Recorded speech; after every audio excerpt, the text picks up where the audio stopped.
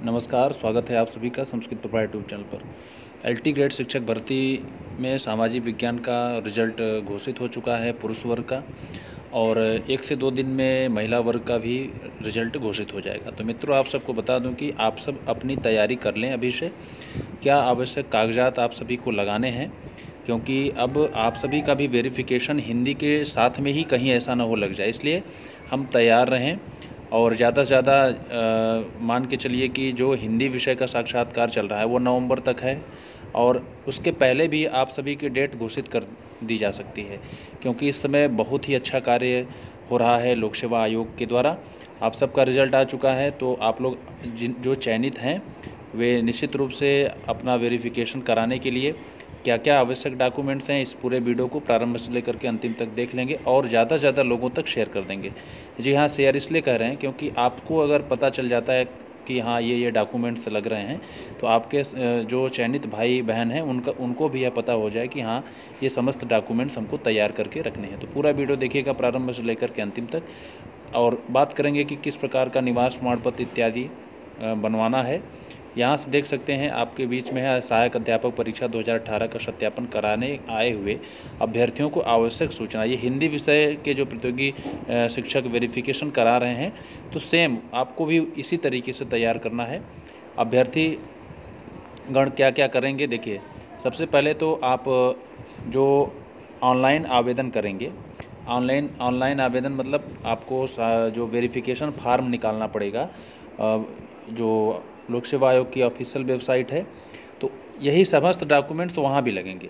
तो इसलिए आप लोग ध्यान दीजिएगा कि आप जब वेरिफिकेशन फार्म अपलोड कराएंगे और उसको डाउनलोड करेंगे, तो उस समय क्या क्या डॉक्यूमेंट्स लगेंगे, यही डॉक्यूमेंट्स वहाँ भी लगते हैं। तो चलिए देखते हैं, बात करते हैं। पहले तो आवेदन पत्र जब आप ऑनलाइन भरेंगे फार्म को, तो उसमें आप यही सब निकलेंगे। आवेदन पत्र एक रहेगा जो आपने आवेदन किया था, प्रमाणीकरण प्रपत्र निकलेगा, देशना पत्र निकलेगा।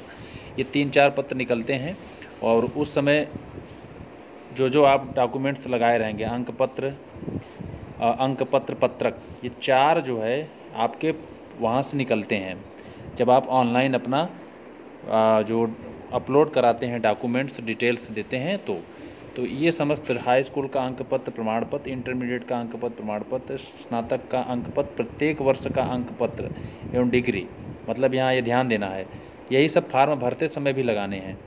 तो बीएड अंक पत्र प्रमाण पत्र मतलब डिग्री, जाति प्रमाण पत्र, निवास। तो चलिए निवास पे बात करते हैं।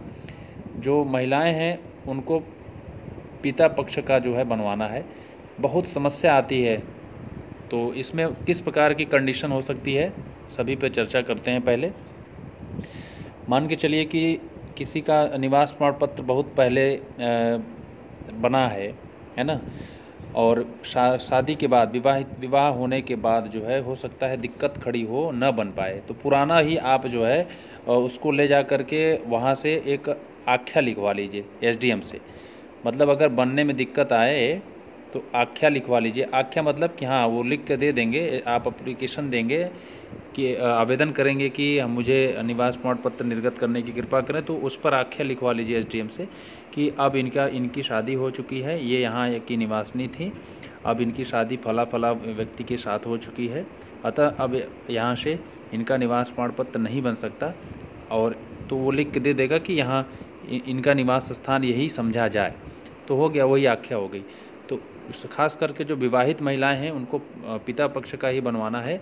और आप थोड़ा सा दौड़ धूप करेंगे, अगर वहाँ का कुछ रिकॉर्ड है, मान लीजिए आपका निर्वाचन कार्ड है, आधार कार्ड है, या कुछ भी डॉक्यूमेंट्स है, तो उसको ले करके आप अगर करेंगे, कोशिश करेंगे तो बन जाएगा। लेकिन देखिए ज़्यादा ये सब लेटेस्ट होने चाहिए। अगर कोई किसी के पास 3 वर्ष के अंदर का है जाति या निवास तो मान्य होगा, लेकिन लोक सेवा आयोग का एक अपना जो है फॉर्मेट है, खास करके ओबीसी एससी एसटी कैटेगरी की बात मैं कर रहा हूँ। और जनरल में अगर कोई पुराना भी बनवा के रखा है निवास 3 साल के अंदर का है, तो निश्चित रूप से आपको बनवाने की आवश्यकता नहीं है। लेकिन जो ओबीसी एससी एसटी हैं उनके लिए फॉर्मेट आया हुआ है, एक फॉर्मेट है लोक सेवा आयोग का। आप लोक सेवा आयोग का जब फार्म भरेंगे तो उसमें आपको वो फॉर्मेट मिल जाएगा। वो मैनुअल बनता है, मतलब ऑनलाइन नहीं बनता है। उसमें भर लेंगे आप, संबंधित तहसील जहाँ से आपका तहसील है वहाँ जाएंगे, वहाँ पर जो है SDM के द्वारा जो है मोहर सिग्नेचर करवा लेना है। ठीक है, तो ये आपको ध्यान देना है। जाति निवास सामान्य कैटेगरी में जो भी हैं उनको मैं बता रहा हूँ, जनरल कैटेगरी में जो भी हैं उनको जाति नहीं लगाना है, उनको निवास बनवाना है। तो अगर किसी के पास कंप्यूटर का बना हुआ 3 साल के अंदर का है तो मान्य है। इस पर बार बार प्रश्नवाचक चिन्ह मत उठाइएगा। BEd अंक पत्र एवं डिग्री इत्यादि हो गया। PH प्रमाण पत्र जो दिव्यांग लोग हैं उनके लिए है, उनका प्रमाण पत्र होना चाहिए। DFA प्रमाण पत्र, भूतपूर्व सैनिक यदि हो तो उनका प्रमाण पत्र।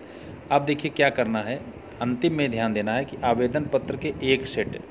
देखिए आवेदन पत्र मतलब जो अभी आप निकलेगा, 4 निकलेंगे। यहाँ से आप देख सकते हैं, ये यहाँ से देख सकते हैं, जैसे आपको अभ्यर्थी का 2 सेटों में ये 4 निकलेंगे प्लस आपके समस्त डॉक्यूमेंट्स। तो ये 4 एक आवेदन माना जाएगा, एक है ना। तो इसमें आपको एक और 2 सेट बनाने हैं। ये सभी डॉक्यूमेंट्स का 2 सेट, जो प्रमाण पत्र लग रहे हैं, ये कुल मिलकर के एक हैं।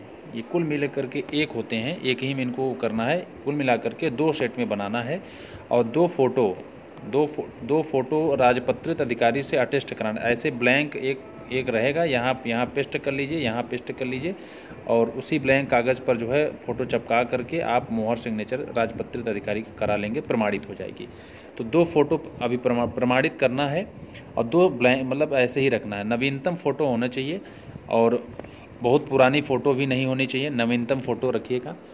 तो 2 मतलब 4 फ़ोटो लग रही है, तो 2 आपको अभी प्रमाणित करा लेना है, और 2 बिना प्रमाणित का, ठीक है, राजपत्रित अधिकारी से कराना है। और ये आप 2 सेट में तैयार कर लेंगे। आवेदन पत्र के एक सेट, 2 प्रमाणित फ़ोटो तथा दूसरे सेट पर 2 प्रमाणित फ़ोटो। जो 2 सेट बनाएंगे आपको वहाँ पर एक फार्म एक मिलता है, वहाँ पर कुछ भरने के लिए। उस आप जब जाएंगे वेरिफिकेशन कराने तो आपको सब कुछ पता चल जाएगा। लेकिन आप ये ध्यान में रखिएगा कि 2 फ़ोटो आप प्रमाणित करवाइएगा राजपत्रित अधिकारी से, और 2 फ़ोटो ब्लैंक ऐसे ही रखिएगा नॉर्मल, और 4 फ़ोटो आपको लेकर के जाना है। और वहीं पर ये सब चिपकाने के लिए आपको समय मिलता है। आपको लोक सेवा आयोग में जब जाएंगे तो आपको घबराने की आवश्यकता नहीं कि कहाँ चिपकाना है, कहाँ पेस्ट करना है। इसको आप नहीं भी किए रहेंगे तब भी आपका काम चल जाएगा। लेकिन हाँ, कागजात सभी लेकर के जाना है। अब बात आती है कुछ लोगों के नाम इत्यादि में, पिता के नाम में जो बहुत ज़्यादा ब्लंडर मिस्टेक है, वो अपना एफिडेविट देंगे। और अभी से अवगत करा दे रहे हैं, एफिडेविट देना ही आपका चयन नहीं है। इसलिए एफिडेविट देने के बाद जल्द से जल्द संशोधन भी कराने का सोचिएगा, नहीं तो आपको औपबंधिक रूप से रख देगा, मतलब आपकी प्रतीक्षा सूची में रख देगा। जब आप संबंधित डॉक्यूमेंट्स को आप सुधरवा करके वहाँ जमा करेंगे, उसके बाद आपकी फ़ाइल को आगे बढ़ाएगा। तो इसलिए ऐसी गलती मत करिएगा। और जिनमें नॉर्मल अगर कहीं मिस्टेक है क्या कि स्पेलिंग इत्यादि का, तो वो डरे नहीं। मैं तो कहूँगा उसको एफिडेविट देने की आवश्यकता नहीं है। मतलब किसी में केम लग गया है, कुमारी, किसी में कुछ स्वर्गीय लग गया है या कुछ भी, तो उनको जो है उनको एफिडेविट देने की आवश्यकता नहीं है।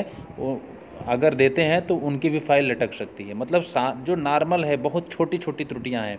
मान लीजिए किसी का नाम है सीता है तो यस आई है, किसी ने यस ही कर दिया है, कहीं पर यस ही हो गया, कहीं पर यस आई हो गया है, तो ये ब्लंडर मिस्टेक नहीं है। आपको मतलब समझ सकते हैं कि ब्लंडर मिस्टेक है, सीता की जगह पर गीता हो गया, तो आपको सुधरवाना है, ठीक है। और ये नॉर्मली जो कहीं भी अगर आपको कहीं भी त्रुटि है, नॉर्मल त्रुटि है, तो आप उसको नहीं करवाएंगे तो भी चल जाएगा। और हाँ, डिग्री होनी चाहिए, डिग्री नहीं है तो प्रोविजनल होना चाहिए। ये सब आपको ध्यान देना है। और आधार कार्ड इत्यादि इसमें लग नहीं रहा है, पैन कार्ड इत्यादि अभी लग नहीं रहा, लेकिन हाँ, आधार कार्ड, पैन कार्ड भविष्य में लग सकता है जब आपकी नियुक्ति हो जाएगी तो, ठीक है। इसलिए पैन, आधार इत्यादि जो है आपके नाम जो हैं हाई स्कूल इत्यादि में, वही सब उस पर भी होना चाहिए। और सब में संशोधन होता है, बस आप दौड़ धूप करते हैं तो सब कुछ बन जाएगा। हाँ, खास करके महिलाओं के लिए पति पक्ष का जो है निवास बनने में थोड़ी सी दिक्कत आती है, उसका भी आख्या लिखवा लेंगे तो हो जाएगा, ठीक है। और पुराना रखे होंगे तो वो भी दिखा करके आप काम कर सकते हैं, लेकिन कंप्यूटर का बना होना चाहिए। ये ध्यान देना है। और भी अगर जानकारी लेना हो तो आप सब जल्द से जल्द कमेंट बॉक्स में कमेंट करें क्या समस्याएं हैं। कमेंट में आप लोगों का कमेंट पढ़ करके मैं खुद जो एक कमेंट मैं खुद लिखता हूं और उसको पिन कर दूंगा, तो ऊपर दिखेगा जो भी समस्याएं होंगी इकट्ठा मैं लिख करके आप सभी को पिन कर देता हूं, उसको आप वहां से देख लीजिएगा। ऑनलाइन फॉर्म भरने के बाद निकले सभी पत्रों की 2-2 प्रतियां तथा मूल अभिलेख की स्वप्रमाणित 2-2 छाया प्रतियां, मतलब आप समझिएगा सभी पत्रों की 2-2 प्रतियां मूल अभिलेख के साथ आपको जाना होगा। जो आप लेके जो लगाएंगे सभी मूल अभिलेख आपको वहां पर ले जाना होगा, ठीक है। तो ये है आपके लिए ज़रूरी सूचना। और भी अगर और समस्याएं हो तो आप लोग अतिशीघ्र कमेंट बॉक्स में कमेंट करें। मेरिट के विषय में आप लोग थोड़ा सा आश्चर्यचकित होंगे कितनी हाई मेरिट। अब क्या करेंगे, अब आप लोग हो सकता है इसमें सामाजिक विज्ञान में बहुत सारे प्रतियोगी शिक्षक जो है चयनित हो चुके हैं सिविल परीक्षाओं में इत्यादि में, तो कहीं ना कहीं से आप सभी को मौका मिल सकता है वेटिंग लिस्ट इत्यादि में। तो इस वीडियो को आप लोग ज़्यादा से ज़्यादा लोगों तक शेयर करें ताकि सबको यह जानकारी प्राप्त हो सके। मिलते हैं पुनः अन्य वीडियो के साथ, आज के लिए इतना ही, धन्यवाद।